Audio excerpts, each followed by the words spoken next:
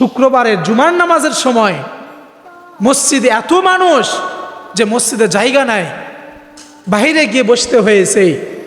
কিন্তু ওই দিনেরই আসরের নামাজে ইমাম সাহেব নামাজ পড়াবে, জামাত করবে, ওই জামাতে একামত দেওয়ার জন্য মুসল্লি নেই। এই জাতির কপাল পড়ে নাই, পুরুষে কোন জাতির কপাল বলে? ওই নূহ নবী তো দাওয়াত দিয়েছে, 40 জন 42 জনকে পেয়েছে। আজ আপনি আমি নামে মুসলমান, কিন্তু পরিচয় বহন করে না মুসলমানের। যদি আপনি আমি মুসলিম হতাম তাহলে আমাদেরকে মসজিদেই পাওয়া যেত। ইমানদার কখনো নামাজ ছেড়ে থাকতে পারে না। মাছ যেমন পুকুর ছাড়া থাকে না, পানি ছাড়া থাকে না, নদী ছাড়া থাকে না, তো ইমানদারও কখনো নামাজ ছাড়া থাকতে পারে? যে নামাজ পড়ে না সে কখনো মুমিন হতে পারে না।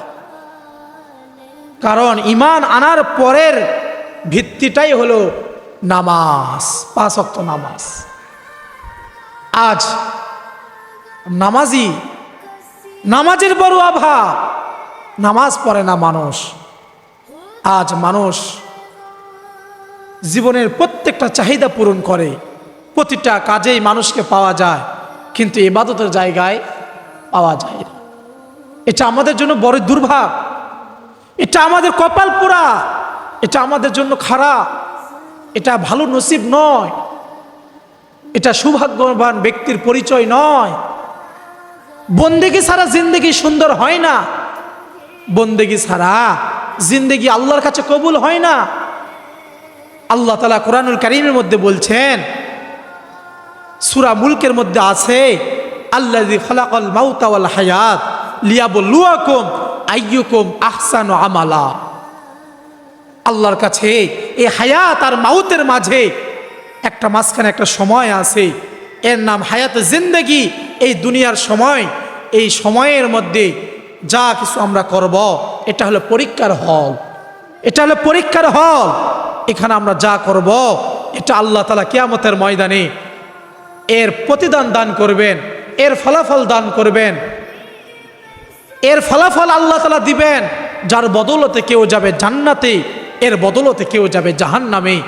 কে না জানি জাহান্নামে যাবে, আর কে না জানি জান্নাতে যাবে। যদি আমার কপালে জাহান্নাম জুটে যায়, বলেন তো ওই জাহান্নামে কেমনে থাকবেন বলেন? ওই জাহান্নামের আগুন কেমনে সহ্য হবে বলেন?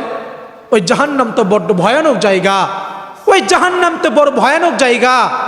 ওই জাহান্নামে তো ভালো থাকা যায় না বন্ধু, ওই জাহান্নাম তো বড় ভয়ানক জায়গা।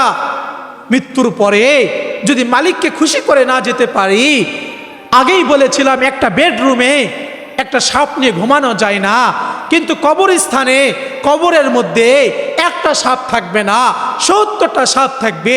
একটা 10 হাত 15 হাত বেডরুমের মধ্যেও একটা সাপের ভয়ে ঘুম আসে না। তাহলে ছোট্ট ঘরের মধ্যে, ওই সামান্য ঘরের মধ্যে এতগুলো সাপ নিয়ে কেমনে ঘুমাবেন বলেন? কেমনে ঘুম আসবে বলেন? একটু ভাবেন তো, একটু চিন্তা করেন তো।